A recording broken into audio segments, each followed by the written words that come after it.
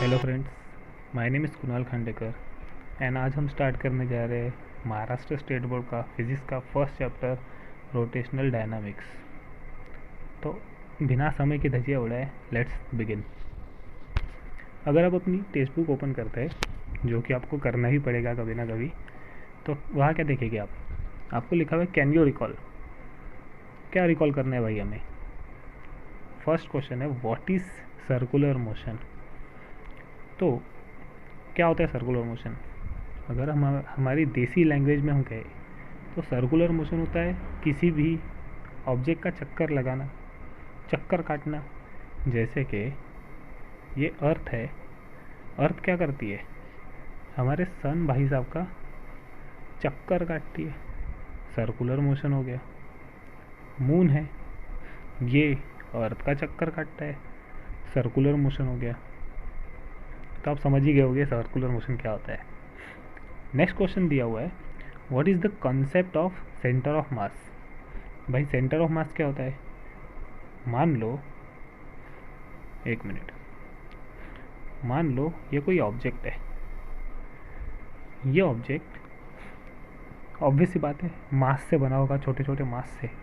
तो ऐसा कोई पॉइंट, ऐसी कोई जगह जहाँ पे इसका most of the mass concentrated हो, उसे ही हम क्या कहते हैं? Centre of mass. Centre of mass कहते हैं। ये सेंटर ऑफ मास ऑब्जेक्ट के अंदर भी हो सकता है, ऑब्जेक्ट के बाहर भी हो सकता है, डिपेंड करता है ऑब्जेक्ट कैसा है। ओके, तो आप समझ गए होंगे सेंटर ऑफ मास क्या होता है। आगे बढ़ते हैं। आगे दिया है what are the kinematical equations of motion. तो भाई काइनेमेटिकल इक्वेशंस ऑफ मोशन क्या है?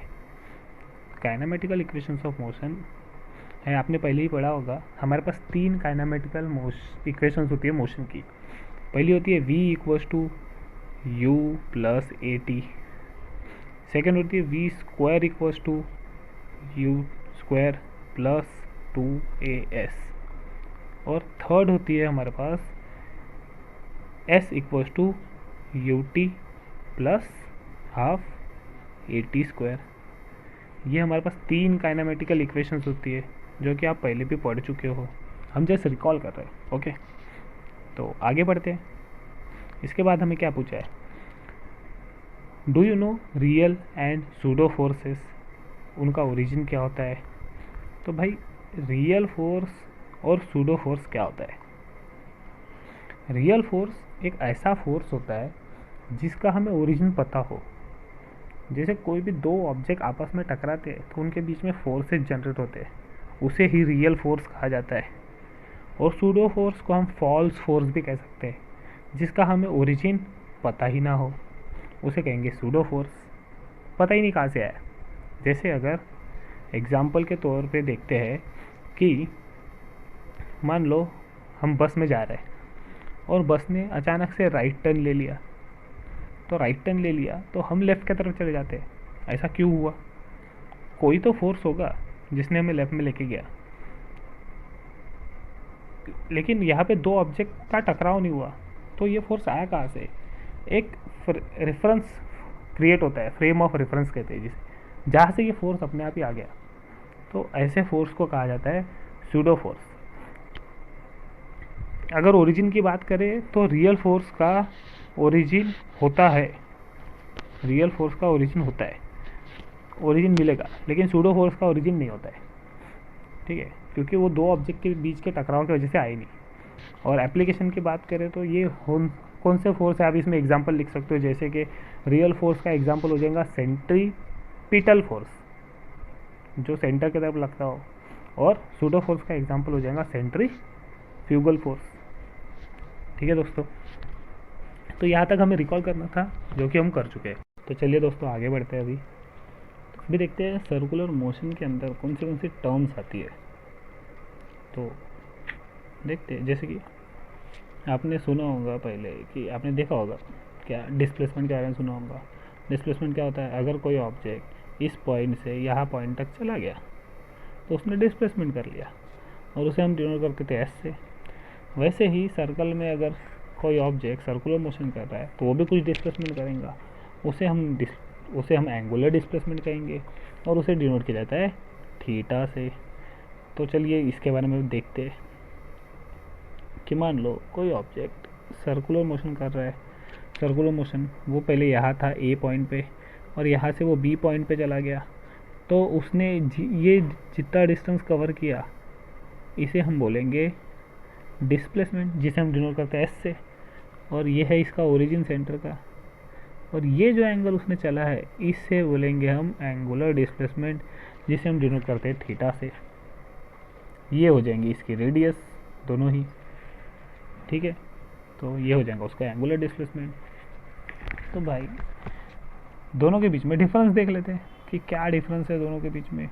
तो जैसे लीनियर डिस्प्लेसमेंट है जिसे हम एस से डिनोट करते हैं, और एंगुलर डिस्प्लेसमेंट है जिसे हम थीटा से डिनोट करते हैं।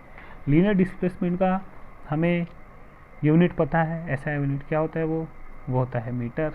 ऐसा यूनिट होता है इसका मीटर होता है। वैसे ही एंगुलर डिस्प्लेसमेंट का ऐसा यूनिट क्या होता है, तो वो होता है रेडियन। वैसे एंगुलर डिस्प्लेसमेंट के दो यूनिट्स होते हैं, पहला होता है डिग्री तो दूसरा होता है रेडियन। लेकिन रेडियन जो है इसका ऐसा यूनिट है, हम हमेशा ऐसा यूनिट में लेंगे। तो हमें पता रहना चाहिए कि कितना डिग्री यानी कितना रेडियन होता है। तो जैसे कि किसी ऑब्जेक्ट ने पूरा एक चक्कर लगा दिया तो हमें पता है उसने 360 डिग्री रोटेशन ले लिया है। इसी 360 डिग्री को रेडियन में बोला जाता है 2 पाई। 2 पाई कहते हैं। तो अगर हम 160 का आधा कर देते हैं जो कि होगा 180 डिग्री, तो ये कितना हो जाएगा, ये हो जाएगा पाई हो जाएगा। 2 पाई का आधा पाई। अगर हम 1 डिग्री की वैल्यू देखें तो क्या आएंगी पाई, ये 180 इसके अपॉन में चला जाएगा। तो 1 डिग्री कोस्ट हो जाएगा पाई बाय 180।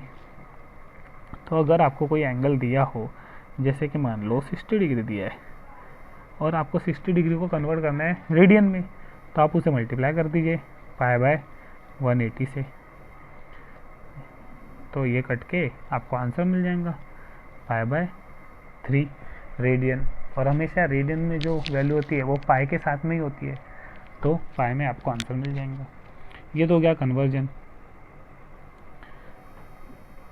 ठीक है। हमने यूनिट देख लिया, इसका मीटर होता है, इसका ऐसा यूनिट ये होता है। और क्या है, और क्या देखना बाकी रह गया हमें, बस इतना ही है। अब देखते हैं कि दोनों के बीच में रिलेशन क्या है भाई। एस और थीटा के बीच में कुछ तो रिलेशन होगा, तो रिलेशन देखते हैं। जैसे कि ये हमारा ऑब्जेक्ट मोशन कर रहा था, सर्कुलर मोशन कर रहा था, तो थीटा क्या होता है, थीटा इक्वल्स टू आपने फॉर्मूला पढ़ा होगा आर्क लेंथ अपॉन में रेडियस, ये होता है थीटा निकालने का फार्मूला। तो इससे थीटा इक्वल्स टू क्या आ जाएगा, थीटा इक्वल्स टू आ जाएगा आर्क लेंथ कितनी है एस है, एस अपॉन में आर आ जाएगा। ये होता है दोनों के बीच का relation, theta equals to s upon r. और इसे ही हम क्या लिख सकते हैं, इसे ही हम लिख सकते हैं s equals to r theta. तो ये होता है लीनियर डिस्प्लेसमेंट और एंगुलर डिस्प्लेसमेंट थीटा के बीच का रिलेशन, ठीक है दोस्तों। अब हमें पता है डिस्प्लेसमेंट जो है, लीनियर डिस्प्लेसमेंट, ये एक वेक्टर क्वांटिटी है, ये एक वेक्टर क्वांटिटी है। वैसे ही सिमिलरली जो थीटा होता है ये भी क्या होता है, एक वेक्टर क्वांटिटी होता है। ये भी एक वेक्टर क्वांटिटी है, वेक्टर क्वांटिटी है। और कैसा वेक्टर है, तो ये एक एक्सियल वेक्टर होता है, एक्सियल वेक्टर। एक्सियल वेक्टर बोले तो ऐसा वेक्टर जो सर्कल के एक्सिस के अलोंग जाए उसे ही हम कहेंगे एक्सियल वेक्टर। जैसे ये सर्कल है तो ये सर्कल के एक्सिस के अलोंग जाएगा, मतलब उसके सेंटर में से जो एक्सिस जा रही है उसके अलोंग जाएगा। तो कैसा, इसका डायरेक्शन कैसा पता करें, तो देख लेते हैं। वो मान लो एक सर्कल है ऐसा, जिसमें वो ऑब्जेक्ट जो है इस डायरेक्शन में जा रहा है, एंटी क्लॉकवाइज डायरेक्शन में जा रहा है, सॉरी। तो अगर आपको थीटा का डायरेक्शन देखना हो, थीटा का डायरेक्शन देखना हो तो आप क्या करेंगे, आपका right hand thumb rule use करेंगे, राइट हैंड थंब रूल ये आप यूज़ करेंगे और अपनी फिंगर्स को इसके ऑब्जेक्ट के डायरेक्शन के अलॉन्ग में कर्ल करेंगे, घुमाएंगे, तो आपका जो थंब है ये आपको थीटा का डायरेक्शन बताएगा। तो अगर आप इसके अलॉन्ग अपनी फिंगर्स को कर्ल करते हैं तो आप देखेंगे कि आपका थीटा जो है वो अपवर्ड की तरफ जा रहा है, थंब आपका अपवर्ड की तरफ जा रहा है तो थीटा भी अपवर्ड की तरफ जाएगा। तो यहाँ पे कैसा डायरेक्शन होगा थीटा का डायरेक्शन हो जाएगा आपका अपवर्ड हो जाएगा। अगर ऑब्जेक्ट ऐसा ना जाके इस डायरेक्शन में जा रहा होता क्लॉकवाइज डायरेक्शन में, तो आप फिंगर्स को कर्व करके देखेंगे तो आपका थीटा का जो डायरेक्शन आएगा वो यहाँ पे इनवर्ड आ जाएगा, अंदर की तरफ आ जाएगा। तो इस तरह से आप डायरेक्शन देख सकते हैं। अगर थीटा की डायमेंशन की बात करें तो इसका डायमेंशन होता है m 0, l भी 0 और t भी 0, कुछ भी नहीं है। बहुत ही रेयर क्वांटिटी है जिसका यूनिट तो होता है लेकिन डायमेंशन होता ही नहीं है, ये एक डायमेंशन लेस क्वांटिटी है। ठीक है दोस्तों, अब आगे चलते हैं। आगे अब हम देखते हैं कि एंगुलर वेलोसिटी और लीनियर वेलोसिटी क्या होती है।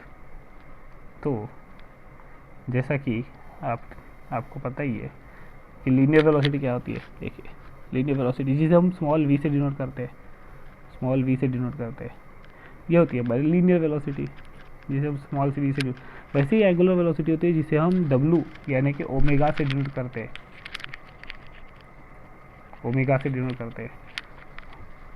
तो देखते हैं दोनों के बीच में डिफरेंस क्या है।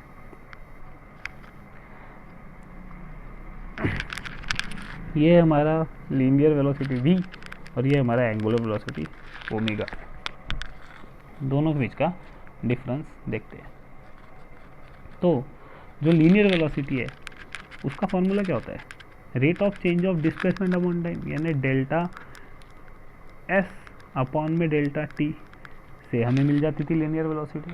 वैसे ही एंगुलर वेलोसिटी क्या रहेंगी, rate of change of angular displacement upon time. तो एंगुलर डिस्प्लेसमेंट कितना किया है, डेल्टा थीटा अपॉन में डेल्टा टी। मतलब जैसे लीनियर वेलोसिटी होती थी final displacement minus initial displacement upon में टाइम, वैसे ही ये हो जाएगा final displacement minus initial displacement upon में टाइम हो जाएगा। ठीक है, इसका यूनिट क्या होता था लीनियर वेलोसिटी का यूनिट होता था कि ये जो डिस्प्लेसमेंट है वो होता था मीटर में और टाइम जो होता है वो सेकेंड में, तो मीटर पर सेकेंड। वैसे ही एंगुलर वेलोसिटी का यूनिट हो जाएगा, ऊपर जो थीटा है वो है रेडियन में और टाइम जो है वो सेकेंड में, तो रेडियन पर सेकेंड, ये इसका ऐसा यूनिट हो जाएगा। ठीक है, आप यहाँ देख सकते हैं इसका ऐसा यूनिट है रेडियन पर सेकेंड और फॉर्मूला है final displacement minus initial displacement upon में टाइम। इससे हमें मिल जाएंगे एंगुलर वेलोसिटी।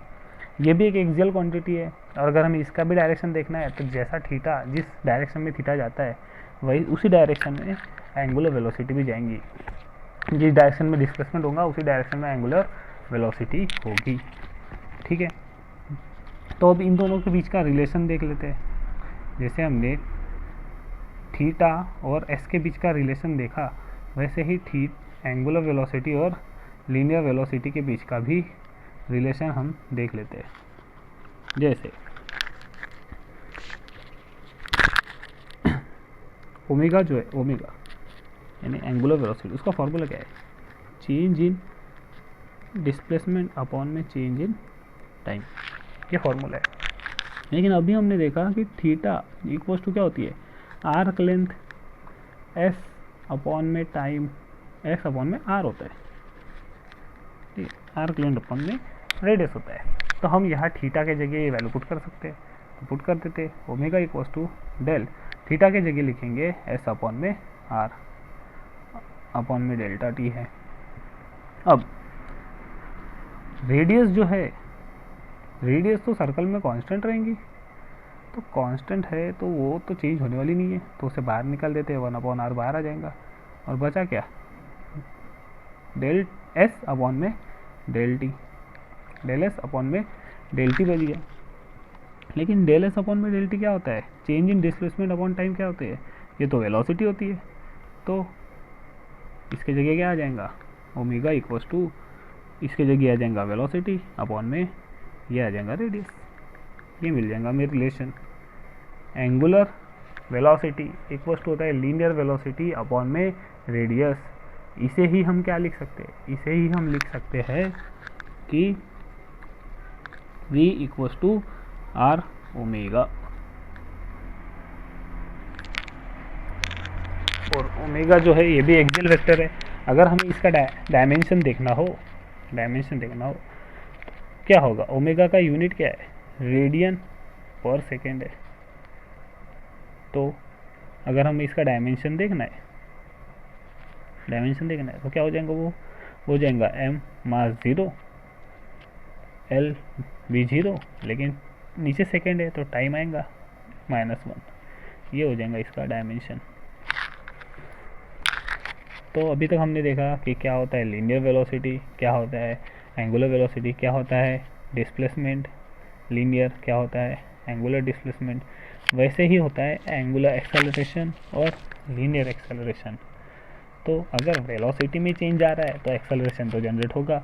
जैसा लीनियर एक्सेलरेशन था ए, जिसे हम ए से डिनोट करते थे, वैसा ही एंगुलर एक्सेलरेशन होता है जिसे अल्फा से डिनोट किया जाता है। ठीक है, जैसा एक्सेलरेशन का फॉर्मूला था final velocity minus initial velocity upon में टाइम, वैसे ही एंगुलर एक्सेलरेशन होता है final velocity minus initial velocity upon में टाइम, चेंज इन वेलोसिटी। और जैसे यहाँ पे इसका यूनिट था मीटर पर सेकेंड स्क्वायर, वैसे यहाँ होता है रेडियन पर सेकेंड स्क्वायर। ठीक है दोस्तों, तो अभी तो हमने क्या क्या देखा है, हमने देखा कि लीनियर डिस्प्लेसमेंट जो होता है, लीनियर डिस्प्लेसमेंट जो होता है एस होता है, एस इक्वल्स टू क्या होता है, r times of angular displacement. हमने देखा कि लीनियर वेलोसिटी जो कि होती है v इक्वल्स टू होती है r times of angular velocity. वैसे ही होता है linear acceleration a equals to r times of angular acceleration that is alpha.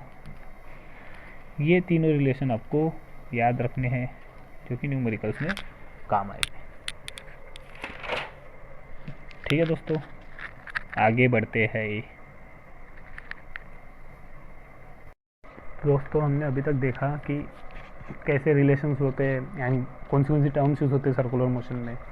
ठीक है, आगे देखते हैं आगे और क्या दिया है बुक में कि सर्कुलर मोशन जो होता है, सर्कुलर मोशन जो है वो दो टाइप का होता है। एक तो होता है यूनिफॉर्म सर्कुलर मोशन और दूसरा होता है नॉन यूनिफॉर्म सर्कुलर मोशन। क्या होता है भाई यूनिफॉर्म सर्कुलर मोशन? तो यूनिफॉर्म सर्कुलर मोशन होता है ऐसा मोशन जिसमें स्पीड क्या हो कांस्टेंट हो, उसे हम कहेंगे यूनिफॉर्म सर्कुलर मोशन। और ऐसा मोशन जिसमें स्पीड कांस्टेंट ना हो, स्पीड नॉट कांस्टेंट, उसे हम बोलेंगे नॉन यूनिफॉर्म सर्कुलर मोशन। ठीक है, बहुत ही सिंपल है। जहाँ स्पीड कांस्टेंट है वो यूनिफॉर्म और जहाँ स्पीड कांस्टेंट ना हो वो नॉन यूनिफॉर्म। ऐसा क्यों, स्पीड ही क्यों? तो जैसा कि अगर कोई ऑब्जेक्ट सर्कुलर मोशन कर रहा हो तो भाई उसकी वेलोसिटी जो है, अगर कोई हम ये पॉइंट लेते हैं तो यहाँ उसकी वेलोसिटी इस डायरेक्शन में रहेंगी, यहाँ पे वो इस डायरेक्शन में रहेंगी, यहाँ पे वो इस डायरेक्शन में रहेंगी और यहाँ पे वो इस डायरेक्शन में रहेंगी। तो हमें क्या दिख रहा है, वेलोसिटी का जो डायरेक्शन है वो बार बार चेंज होते जा रहा है क्योंकि ऑब्जेक्ट का खुद का ही डायरेक्शन बार बार चेंज होते जा रहा है। सर्कुलर मोशन एक 2D मोशन है, बार बार उसका डायरेक्शन चेंज हो रहा है, तो इसलिए जो वेलोसिटी का डायरेक्शन है वो भी बार बार चेंज होते जा रहा है। तो वेलोसिटी अगर डायरेक्शन चेंज करती है तो वो कांस्टेंट कैसे रह सकती है, क्योंकि वेलोसिटी तो एक वेक्टर क्वांटिटी है। तो वेक्टर क्वांटिटी का डायरेक्शन चेंज हो रहा है मतलब उसमें कुछ चेंजेस आ रहे हैं। अगर वेलोसिटी में चेंजेस आ रहे हैं तो फिर एक्सेलरेशन में भी चेंज आएगा। अगर वेलोसिटी चेंज हो रही है तो फिर वो एक्सेलरेशन में भी चेंज लाएंगी। इसीलिए सर्कुलर मोशन को एक्सेलरेटेड मोशन भी कहते हैं, क्योंकि एक्सेलरेशन भी आएगा उसमें, तो एक्सेलरेटेड मोशन है। ये सर्कुलर मोशन का कैरेक्टरिस्टिक्स है। और एक बात, सर्कुलर मोशन जो होता है वो एक पीरियोडिक मोशन है। कैसा मोशन है? पीरियोडिक मोशन है सर्कुलर मोशन, ये भी उसका एक कैरेक्टरिस्टिक है। तो आप बोलोगे सर चैप्टर का नाम तो रोटेशनल डायनामिक्स है, हम सर्कुलर मोशन क्यों इतना पढ़ रहे हैं? तो देखते हैं। देखो, जैसा हम अगर रोटेशनल मोशन की बात करें, रोटेशनल मोशन,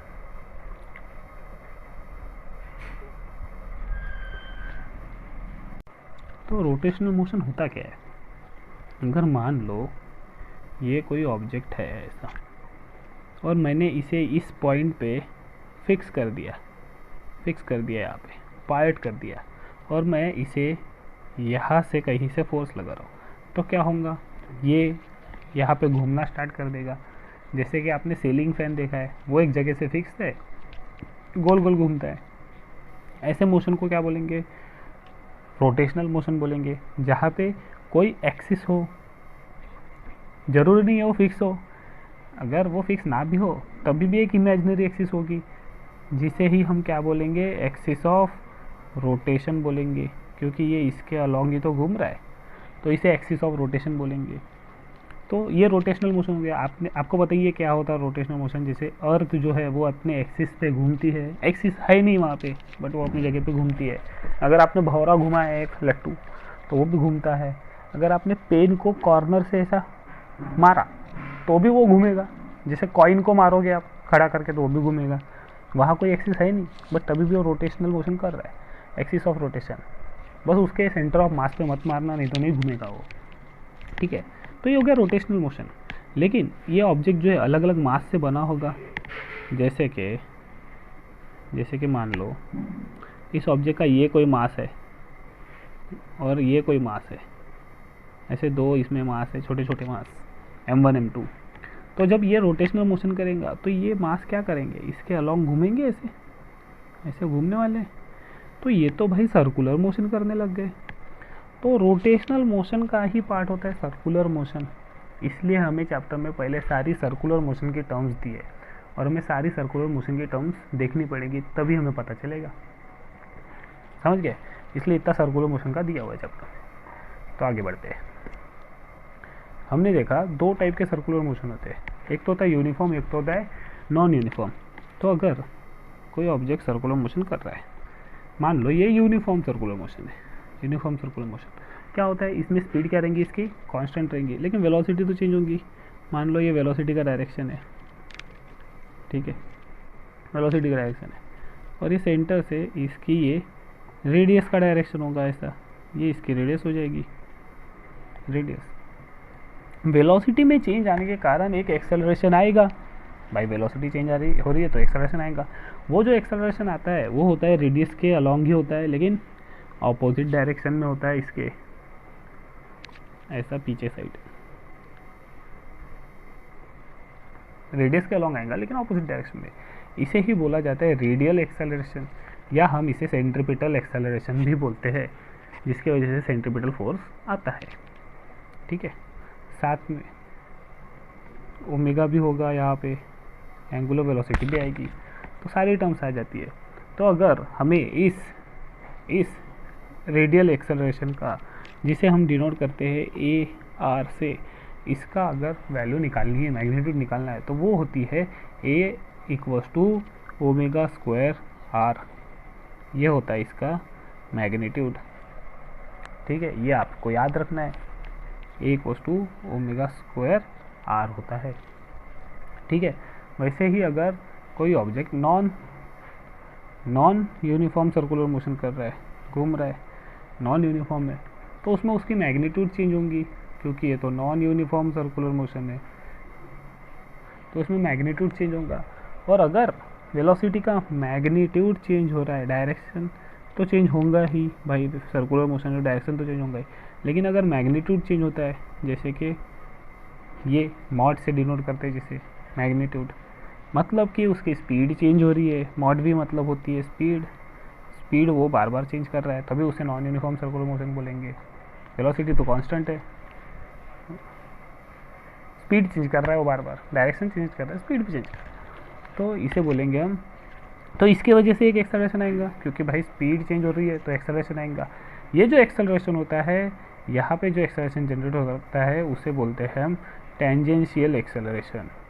क्या बोलते हैं? टेंजेंशियल एक्सेलरेशन, जिसे हम ए टी से डिनोट करते हैं।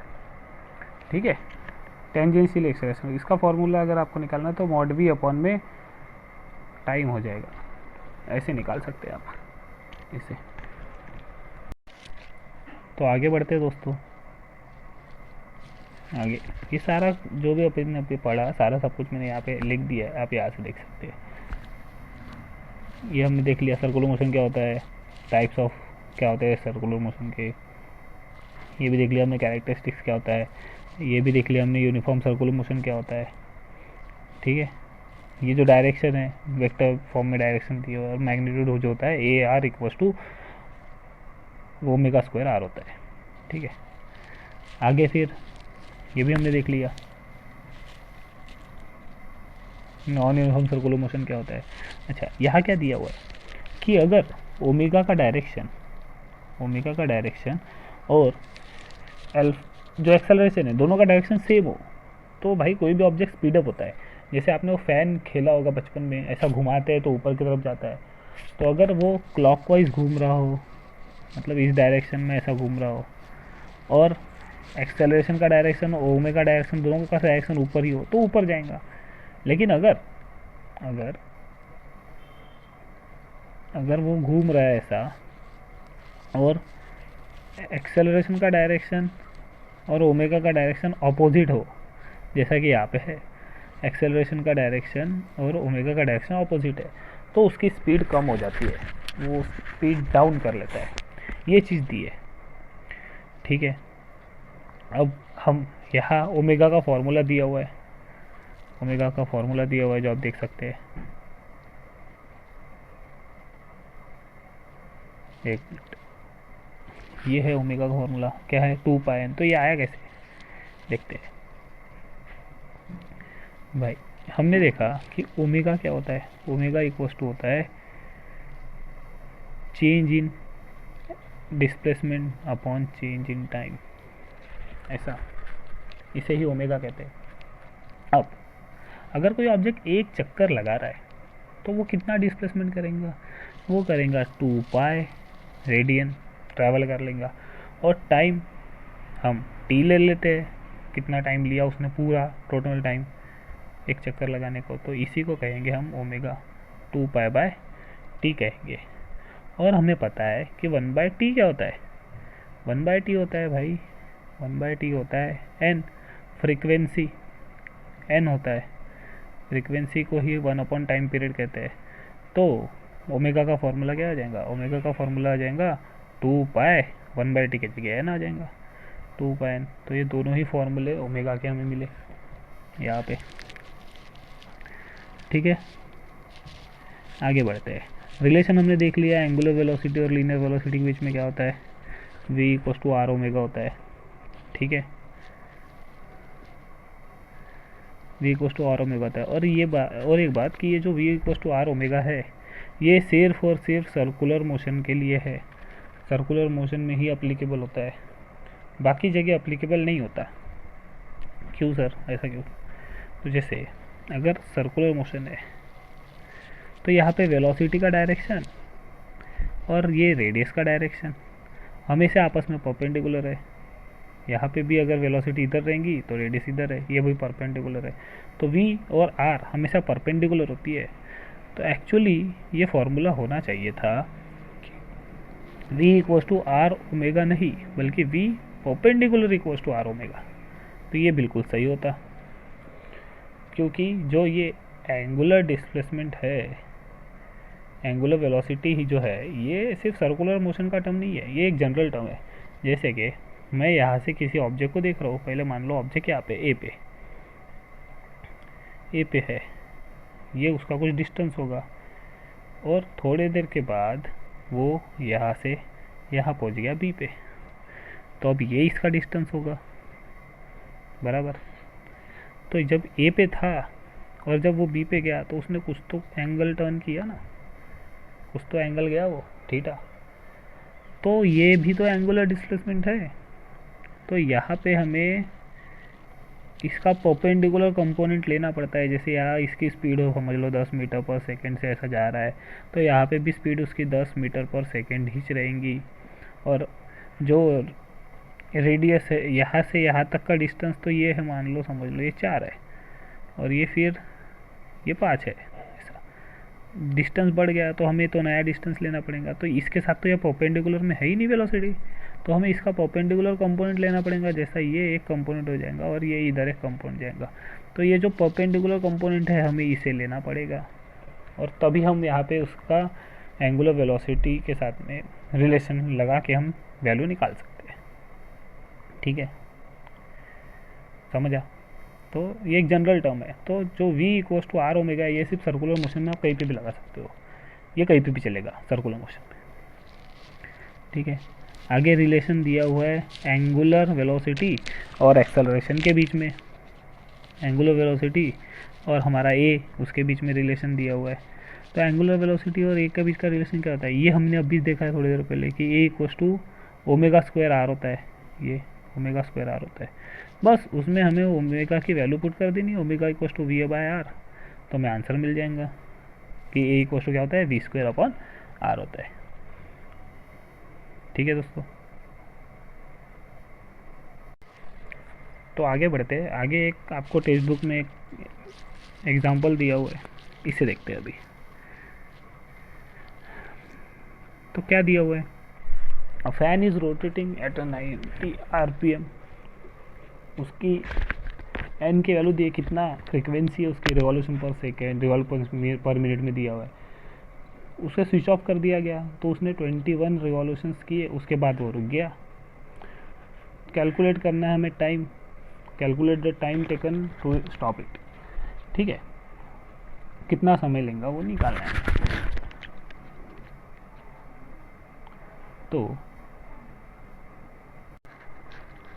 तो अगर आप देखेंगे कि फ्रीक्वेंसी कितनी दी है उसकी, 90 RPM दी है। हमें तो सेकंड में चाहिए भाई, एक सेकंड में कितने चक्कर लगाता है उसे फ्रीक्वेंसी कहते हैं। तो सेकंड में कन्वर्ट कर देंगे उसे 60 से डिवाइड करके, सिंपल है। उसके बाद हमने अभी थोड़ी देर पहले देखा कि ओमेगा इक्वल्स टू होता है 2πn होता है, तो n की वैल्यू यहाँ डाल देंगे जो कि है 2π इंटू 1.5, तो 1.5 इंटू 2 आ जाएगा 3π, ये आ गया हमारा ओमेगा। ठीक है, अब कोई भी ऑब्जेक्ट चक्कर लगाता हो तो एक चक्कर ऐसा उसने लगाया तो कितना एंगल चलेगा, वो चलेगा 2π एंगल, बराबर है। एक चक्कर में 2π 360 डिग्री यानी 2π। तो n चक्कर 21 चक्कर में कितना चला, कितना एंगल किया, तो हमें उसे n से मल्टीप्लाई तो करना पड़ेगा। तो इसीलिए एंगल निकालने के लिए 2π n फॉर्मूला लगाया है 21 रिवॉल्यूशन। तो 21 इंटू 2 कितना आ जाएगा, 42 आ जाएगा। 42 थीटा वो चला है, उसने इतने एंगल्स लिए हैं, तब जाके हमें पता चलेगा कितना रिवॉल्यूशन किया उसने। तो 42π रेडियन एंगल्स उसने कवर किया है 21 रिवॉल्यूशन में, ये पता चल गया हमारे पास। अब ये क्या है, काइनेमेटिकल इक्वेशन, ये कहाँ से आई भाई? ठीक है, तो ये देखते हैं कहाँ से आई। देखो हमें पता है अल्फा इक्वल्स टू होता है फाइनल माइनस इनिशियल अपॉन में टाइम। यहाँ तो कोई प्रॉब्लम नहीं है ना, कोई प्रॉब्लम नहीं है। इसके बाद हमने देखा है काइनेमेटिकल इक्वेशन, हमें पता है क्या होती है, v square equals to u square plus 2s होती है कि नहीं। लेकिन ये सब लीनियर की टर्म्स है। अगर एंगुलर में देखें तो ये फाइनल वेलोसिटी है, दैट इज ओमेगा फाइनल का square equals to omega initial का स्क्वायर प्लस 2 अल्फा और डिस्प्लेसमेंट होता है थीटा, ऐसा आ जाएगा। ठीक है, तो अगर हम यहाँ से निकालें तो ओमेगा फाइनल का स्क्वायर माइनस ओमेगा इनिशियल का स्क्वायर इक्वल्स टू हो जाएगा 2 अल्फा थीटा। अगर हम यहाँ से अल्फा का फॉर्मूला निकालें तो वो क्या आएगा, वो आ जाएगा ओमेगा फाइनल का स्क्वायर माइनस ओमेगा इनिशियल का स्क्वायर अपॉन में 2 थीटा इक्वल्स टू अल्फ़ा आ जाएगा। बस इसी फॉर्मूले का यूज़ यहाँ पे किया हुआ है। ओमेगा फाइनल को ओमेगा लिखा है, सिर्फ इनिशियल को ओमेगा 0 लिखा है, दोनों का स्क्वायर अपॉन में 2 थीटा। तो दोनों ही अल्फ़ा के फॉर्मूले है, इसलिए दोनों को इक्वेट कर दिया। और 2 थीटा ही क्यों लिया, क्योंकि हमारे पास एंगल हमें पता है, थीटा की वैल्यू 42 पाई है। अगर ये आप सारी वैल्यूज पुट कर देते हो तो आपको यहाँ से टी मिल जाएगा, टाइम पता चल जाएगा, टाइम मिल जाएगा। तो आप वैल्यू पुट करके एक बार सॉल्व करके देखना, मुझे नहीं लगता कोई भी प्रॉब्लम आने वाली है। ठीक है दोस्तों, तो आगे बढ़ते हैं। फिर आगे हमारे पास है dynamics of circular motion. Circular motion में 2 टर्म्स आती है, पहला तो होता है सेंट्रीपिटल फोर्स और दूसरा तो होता है सेंट्रीफ्यूगल फोर्स। तो सेंट्रीपिटल फोर्स क्या होता है? अरे भाई, हमने देखा कि सेंट्रीपिटल एक्सेलरेशन आता है, वेलोसिटी में चेंज आने के वजह से एक एक्सेलरेशन आता है, जिसे हमने कहा था रेडियल एक्सेलरेशन। उसी के वजह से एक फोर्स क्रिएट होगा, एक्सेलरेशन आएगा तो फोर्स आएगा, क्योंकि force equals to mass into acceleration होता है। तो उसे ही बोलते हैं, उसी फोर्स को बोलते हैं सेंट्रीपिटल फोर्स। ठीक है, तो सेंट्रीपिटल फोर्स क्या होता है? एक एक्सेलरेशन है, that is AR, radial acceleration, आप यहाँ देख सकते हैं, जो कि रिस्पॉन्सिबल है एक फोर्स लाने के लिए, रेडियल एक्सेलरेशन, जिसे ही हम सेंट्रीपिटल फोर्स कहते हैं। तो AR का फॉर्मूला क्या होता है? हमने देखा था ओमेगा स्क्वायर R, मैग्नीट्यूड लेंगे हम, सिर्फ डायरेक्शन नहीं लेंगे। तो force equals to mass into acceleration. तो AR के जगह हम वैल्यू पुट कर देंगे ओमेगा स्क्वायर R पुट कर देंगे, तो फॉर्मूला आ जाएगा हमारा m ओमेगा स्क्वायर R आ जाएगा। इसे ही ये सेंट्रीपिटल फोर्स का फॉर्मूला है, m ओमेगा स्क्वायर R। ठीक है, यहाँ माइनस साइन क्यों आ रहा है? क्योंकि ये ऑपोजिट डायरेक्शन में होता है, फोर्स के ऑपोजिट डायरेक्शन में है रेडियस का डायरेक्शन, इसलिए। लेकिन हमें पता है ओमेगा इक्वल्स टू क्या होता है? V अपॉन R होता है। तो ओमेगा की जगह V अपॉन R रख देंगे, तो एक R से एक R कट जाएगा और हमारा फॉर्मूला आ जाएगा, जो हमने याद करके रखा है पहले से ही, कि सेंट्रीपिटल फोर्स क्या होता है? mv स्क्वायर अपॉन R होता है। सिमिलरली सेंट्रीफ्यूगल फोर्स है, बस एक ही अलग है कि इसका डायरेक्शन क्या होता है? ऑपोजिट होता है। जैसा सेंट्रीपिटल फोर्स में माइनस का साइन आ रहा था, यहाँ पे आप देख सकते हो कि यहाँ माइनस का साइन था, ये यहाँ पे, वैसा ही सेंट्रीफ्यूगल फोर्स में यहाँ पे प्लस का साइन आएगा, और कुछ नहीं।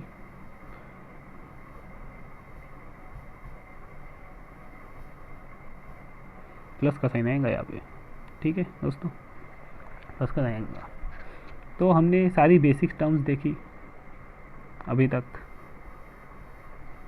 ये फोर्स जो होता है centrifugal force, away from the centre होता है, equal to the magnitude but opposite in direction होता है। ये एक सूडो फोर्स है, सेंट्रीपिटल एक्सेलरेशन। ये रियल फोर्स नहीं है, एक इमेजिनरी फोर्स है, जो आपको सबको पता ही होगा ये सारी चीज़ें। और हमेशा समेशन ऑफ फोर्स क्या आता है? 0 आता है, रिजल्टेंट हमेशा 0 आता है, न्यूटन का लॉ है, every equal action and reaction वाला। तो यहाँ पे अप्लीकेबल हो रहा है।